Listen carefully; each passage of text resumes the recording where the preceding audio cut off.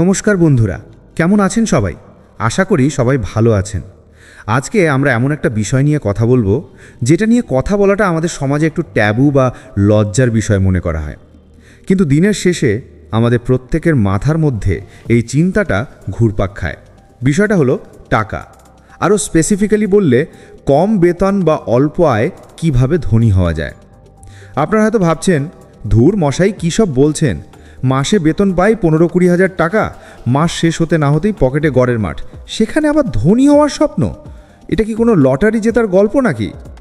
বিশ্বাস করুন, এটা কোনো লটারি জেতার গল্প নয়, আর কোনো জাদুর কাঠি ঘোরানোর টেকনিকও নয়। আমি আজ আপনাদের সামনে এমন কোনো অবাস্তব স্বপ্ন বিক্রি করব না যে কাল সকালে উঠেই দেখবেন আপনি কোটিপতি হয়ে গেছেন। আমি আজ কথা বলবো পিওর ম্যাথামেটিক্স বা অঙ্ক নিয়ে, আর মানুষের সাইকোলজি বা মনস্তত্ত্ব নিয়ে।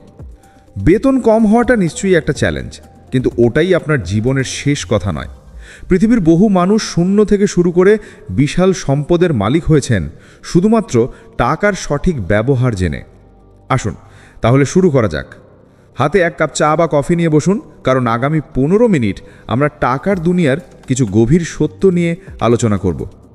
প্রথমেই যে কথাটা আমাদের বুঝতে হবে সেটা হলো ধনী হওয়া আর ধনী দেখানো, এই দুটোর মধ্যে আকাশ পাতাল তফাৎ।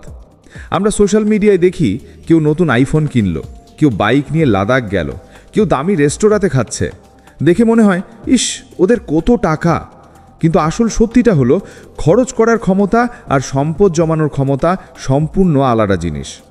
যার বেতন হয়তো আপনার চেয়ে একটু বেশি, সে যদি তার পুরো টাকাটাই ইএমআই আর লাইফস্টাইলে খরচ করে ফেলে, তাহলে সে কিন্তু ধনী নয়, সে আসলে ব্যাংকের চাকর।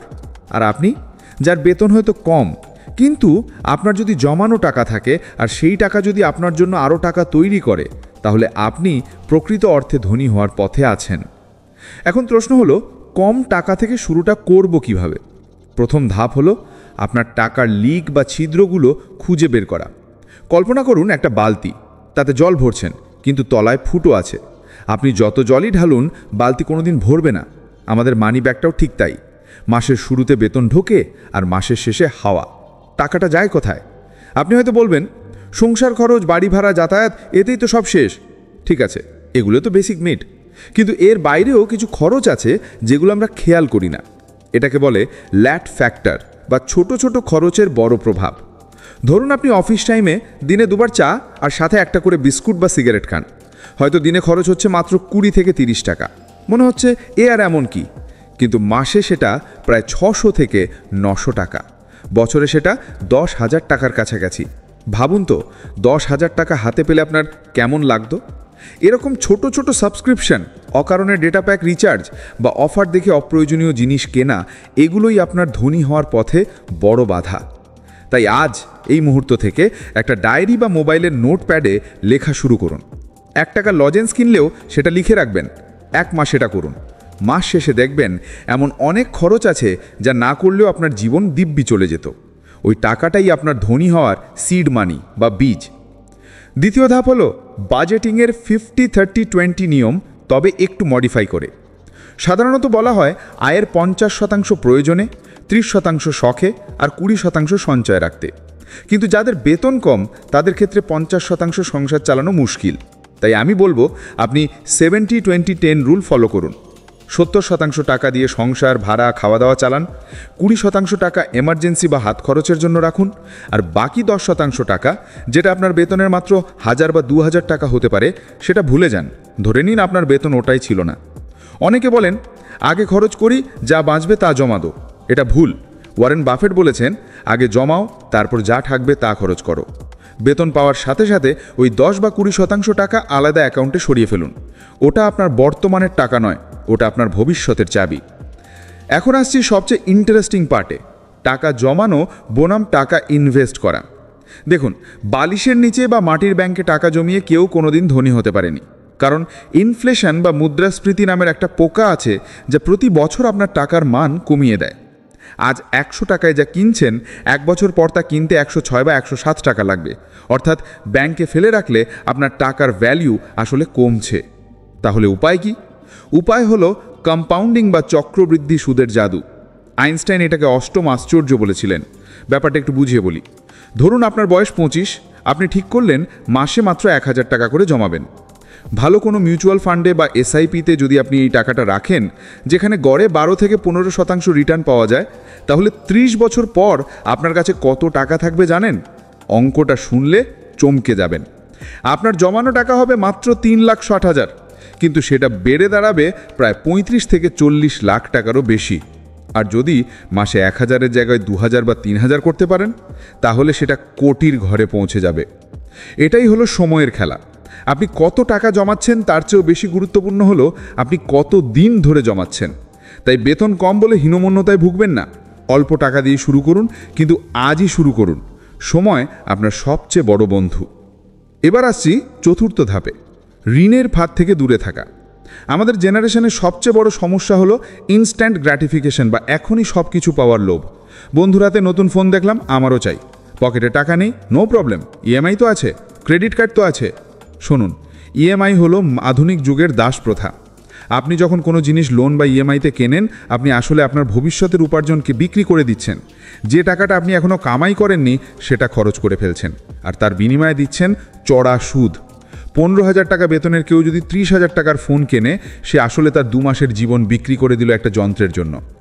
ধনী হতে চাইলে ব্যাড লোন বা খারাপ ঋণ থেকে শতহস্ত দূরে থাকুন। হ্যাঁ, বাড়ি তৈরির লোন বা শিক্ষার লোন হতে পারে ভালো ঋণ, কারণ এগুলো আপনার সম্পদ বা যোগ্যতা বাড়ায়। কিন্তু ফোন, বাইক বা জামা কাপড় লোনে কেনা মানে নিজের পায়ে কুড়ুল মারা। পঞ্চম বিষয়টি হলো নিজের স্কিল বা যোগ্যতা বাড়ানো। দেখুন, এতক্ষণ যা বললাম তা হলো টাকা বাঁচানো এবং জমানো নিয়ে। কিন্তু সত্যি কথা বলতে শুধু বাঁচিয়ে বাঁচিয়ে খুব বেশি দূর যাওয়া যায় না, যদি আপনার ইনকাম না বাড়ে। আপনার বেতন আজ 15,000, কিন্তু সেটা যেন 5 বছর পরেও 15,000 না থাকে, সেই দায়িত্ব আপনাকেই নিতে হবে। অফিসের কাজের বাইরে আপনার হাতে যে সময়টা থাকে, সেটা আপনি কিভাবে ব্যবহার করেন? রিলস দেখে, নাকি নতুন কিছু শিখে? আজকের যুগে ইন্টারনেটের দৌলাতে শেখার কোনো শেষ নেই। আপনি গ্রাফিক ডিজাইন শিখতে পারেন, ভিডিও এডিটিং শিখতে পারেন, ডিজিটাল মার্কেটিং শিখতে পারেন, বা ইংরেজিতে কথা বলাটা আরও ভালো করতে পারেন। এই স্কিলগুলো আপনাকে বর্তমান চাকরিতে প্রমোশন পেতে সাহায্য করবে বা ফ্রিল্যান্সিং করে এক্সট্রা ইনকাম করার সুযোগ দেবে। ভেবে দেখুন, আপনি যদি সাইড ইনকাম করে মাসে বাড়তি 5,000 টাকাও আয় করতে পারেন এবং সেই পুরো টাকাটাই ইনভেস্ট করে দেন, তাহলে ধনী হওয়ার রাস্তাটা আপনার জন্য 10 বছর কমে যাবে। নিজেকে একটা প্রোডাক্ট হিসাবে ভাবুন। এই প্রোডাক্টের ভ্যালু যত বাড়াবেন, মার্কেট আপনাকে তত বেশি দাম দেবে। ষষ্ঠ ধাপ, ধৈর্য এবং ডিসিপ্লিন। ধনী হওয়া কোনো ইভেন্ট নয়, এটা একটা প্রসেস। সিনেমাতে দেখায় হিরো একটা গান গাইলো আর বড় লোক হয়ে গেল। বাস্তবে তা হয় না। বাস্তবে এটা বোরিং। প্রতি মাসে নিয়ম করে টাকা জমানো, শপিং মলে গিয়েও কিছু না কিনে ফিরে আসা, বন্ধুরা পার্টি করছে দেখেও নিজেকে সংযত রাখা, এগুলো কঠিন, খুব কঠিন। মাঝে মাঝে মনে হবে, দূর, জীবন তো একটাই, একটু এনজয় করে নিই। এনজয় অবশ্যই করবেন, কিন্তু সেটা নিজের ফিউচারকে রিস্কে ফেলে নয়। মনে রাখবেন, আজকের স্যাক্রিফাইস বা ত্যাগ হলো আগামী দিনের স্বাধীনতার মূল্য।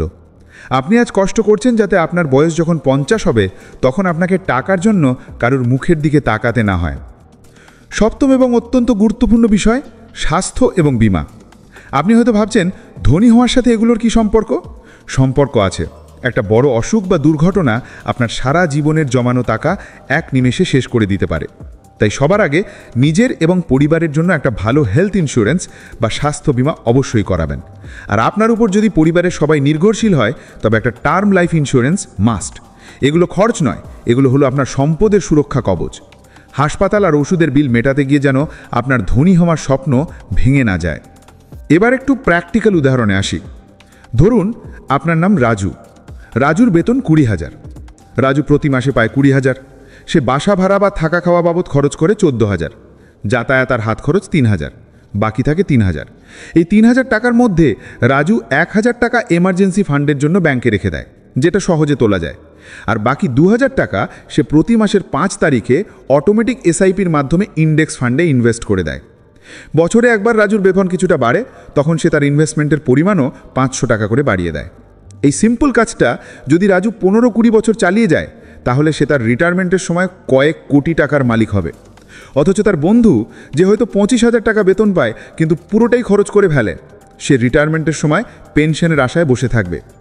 তাহলে বন্ধুরা, পুরো বিষয়টা যদি সামারি করি বা এক জায়গায় নিয়ে আসি, তাহলে দাঁড়ায় এরকম। 1, মেনে নিন যে কম বেতনেও ধনী হওয়া সম্ভব, শুধু মাইন্ডসেট বদলাতে হবে। 2, খরচের হিসাব রাখুন, ছোট ছোট অপ্রয়োজনীয় খরচ বন্ধ করুন। 3. ঋণ বা ইএমআই এর ফাঁদে পা দেবেন না, মানুষকে দেখানোর জন্য খরচ করবেন না। 4. আয়ের অন্তত 10 থেকে 20% টাকা মাসের শুরুতেই ইনভেস্ট করুন। 5. কম্পাউন্ডিংয়ের জাদুকে কাজ করতে দিন, মাঝপথে টাকা তুলবেন না। 6. নিজের স্কিল বাড়িয়ে আয় বাড়ানোর চেষ্টা করুন। 7. শরীর আর টাকার সুরক্ষার জন্য বীমা করিয়ে রাখুন। সবশেষে একটা কথা বলি, ধনী হওয়া মানে শুধু ব্যাংক ব্যালেন্স বাড়ানো নয়, ধনী হওয়া মানে হলো মানসিক শান্তি। যখন আপনি জানবেন যে কাল যদি আমার চাকরিটা চলেও যায়, তাও আমার আগামী 6 মাস বা 1 বছর চলার মতো টাকা আছে, সেই যে কনফিডেন্স, ওটাই হলো আসল সম্পদ। রাস্তাটা লম্বা, হয়তো মাঝে হুচট খাবেন, কোনো মাসে হয়তো টাকা জমাতে পারবেন না, তাতে হতাশ হবেন না। আবার পরের মাস থেকে শুরু করুন। কচ্ছপ আর খরগোশের গল্পটা মনে আছে তো? খরগোশ জোরে দৌড়েছিল ঠিকই, কিন্তু জিতেছিল কচ্ছপ, কারণ সে থামেনি। কনসিস্টেন্সি বা ধারাবাহিকতাই হলো চাবিকাঠি। আপনার আজকের এই